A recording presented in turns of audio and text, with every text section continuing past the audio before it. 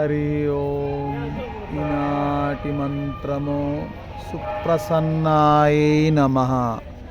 ఎవరు ఎన్ని తప్పులు చేసినా కానీ శరణాగతి అయితే చాలు, అత్యంత వదనరాలై వారిని రక్షించేటటువంటి ఆ మహాలక్ష్మీదేవి యొక్క పాదపద్మములకు నమస్కరించుచున్నాను.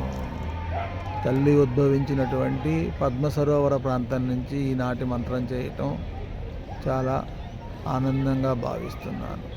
సుప్రసన్న అయినటువంటి ఆ మహాలక్ష్మీదేవి మనందరి యందు ప్రసన్న వదనరాలై మనందరినీ కాపాడాలని కోరుకుంటూ,